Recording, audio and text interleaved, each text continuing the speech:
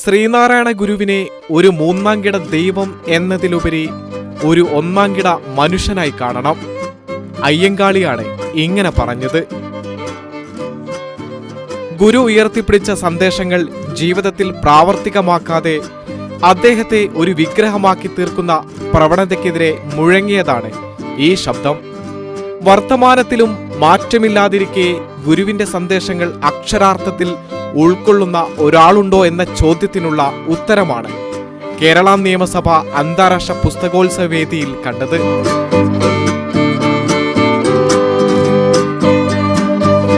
തിരുവനന്തപുരം സ്വദേശിയായ എ ലാൽ സലാം ഗുരുവിന്റെ ആശയം ഉൾക്കൊണ്ട് ജീവിക്കുക മാത്രമല്ല, തന്റെ ചെറുകിട പബ്ലിഷിംഗ് കമ്പനിയായ മൈത്രിയിലൂടെ സന്ദേശങ്ങൾ സമൂഹത്തിന് പകർന്നു കൊടുക്കുകയുമാണ് ഈ ചുവപ്പൻ അഭിവാദ്യമാർന്ന ഉദാത്ത ജീവിതം.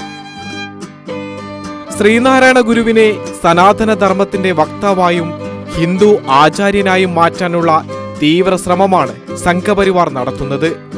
വിദ്വേഷ രാഷ്ട്രീയത്തിന്റെ ഗൂഢലക്ഷ്യങ്ങളോടുള്ള ചെറുത്തുനിൽപ്പ് കൂടിയാണ് ഈ 53-കാരന്റെ ജീവിതം.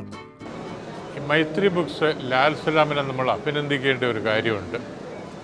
ഇന്നത്തെ കാലഘട്ടത്തിൽ കേരളത്തിൽ അനിവാര്യമായിട്ടുള്ളത് ഗുരുദർശനത്തെക്കുറിച്ചും ഗുരുവിൻ്റെ സന്ദേശങ്ങളെക്കുറിച്ചും ഗുരുവിൻ്റെ വാമൊഴികളും വരമൊഴികളെ കുറിച്ചും അപഗ്രഥനം നടത്തി കാലോചിതമായി ഇതിൻ്റെ പ്രസക്തി പരിശോധിക്കുന്ന പുസ്തകങ്ങളുടെ ആവശ്യമാണ്. ലാൽ സലാമ നമ്മൾ പ്രകീർത്തിക്കപ്പെടേണ്ട ഒരു കർമ്മം നടത്തിയിട്ടുള്ളത്. വളരെയേറെ പുസ്തകങ്ങൾ ശ്രീനാരായണ ഗുരുവിനെപ്പറ്റി അദ്ദേഹം പ്രസിദ്ധീകരിച്ചിട്ടുണ്ട്.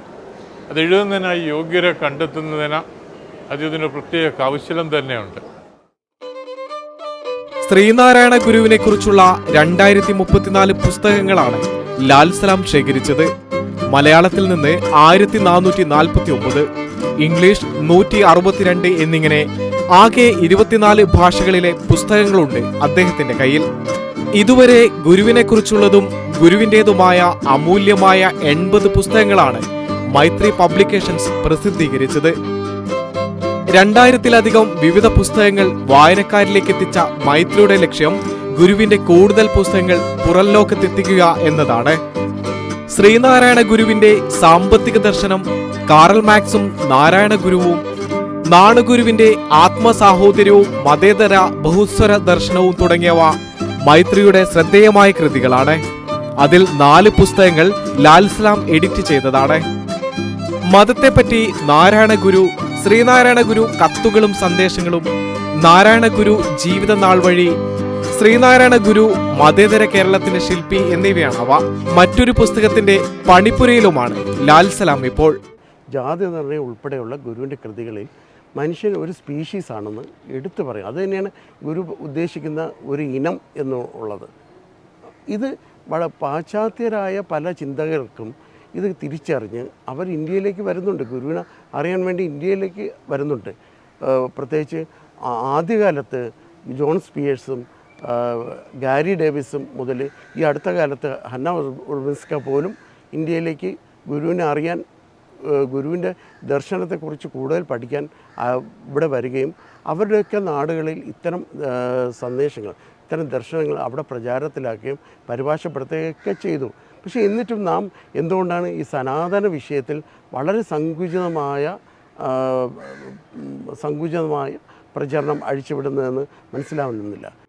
13-ാം വയസ്സിൽ ശിവഗിരി തീർത്ഥാടകരുടെ വാഹനത്തിൽ കണ്ട ഹിന്ദു, മുസ്ലിം, ക്രിസ്ത്യൻ മതസ്ഥരുടെ ചിഹ്നങ്ങളും സോദരത്വേന വാഴുന്ന മാതൃകാ സ്ഥാനമാണിത് എന്ന എഴുത്തുമാണ് അദ്ദേഹത്തിന്റെ ജീവിതം മാറ്റിമറിച്ചത്.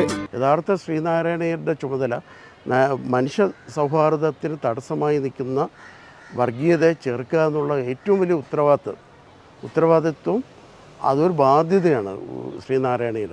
ശ്രീനാരായണീയരെന്ന് പറയുമ്പോൾ ഒരു ജാതി വിഭാഗത്തെ കാണാൻ ഒരിക്കലും കഴിയില്ല. ശ്രീനാരായണ ഗുരുവിനെ ഉൾക്കൊണ്ട ഭൗതികവാദികൾ, യുക്തിവാദികൾ, വ്യത്യസ്ത മതവിശ്വാസികൾ, മതാതീതമായ ഈശ്വരവിശ്വാസികൾ, അങ്ങനെ ഇവരെല്ലാവരും ശ്രീനാരായണീയരായിട്ട് കോമൺ ആയിട്ട് പറയാവുന്നതാണ്. പിന്നീട് ശാസ്ത്ര സാഹിത്യ പരിഷത്തുമായും ഇടതുപക്ഷ പ്രസ്ഥാനവുമായുള്ള അടുപ്പം ലാൽ സലാമിനൊപ്പം കരുത്താർന്ന മതനിരപേക്ഷവാദിയെയും വളർത്തി. മിശ്രവിവാഹത്തിന് ലോകത്തെ പ്രേരിപ്പിച്ച ഗുരുവിനോടുള്ള ആദര സൂചകമായിട്ടാണ് ലാൽ സലാം കല്യാണവും ഇതേ ആശയം ഉൾക്കൊണ്ട് ചെയ്തത്. ചിന്തയിലെ സീനിയർ സബ് എഡിറ്റർ മായയാണ് പങ്കാളി. മനുഷ്യനൊരു ജാതി, അതാണ് നമ്മുടെ മതം എന്ന ഗുരുവചനം പുസ്തകങ്ങളുടെ പ്രാവർത്തികമാക്കാനുള്ള ലാൽ സലാമിൻ്റെ ജൈത്രയാത്ര തുടരുകയാണ്. ക്യാമറമാൻ പ്രകാശ് ശിവന്തക്കിനോടൊപ്പം സുബിൻ കൃഷ്ണ ഷോപ്പ്, കൈരളി ന്യൂസ്.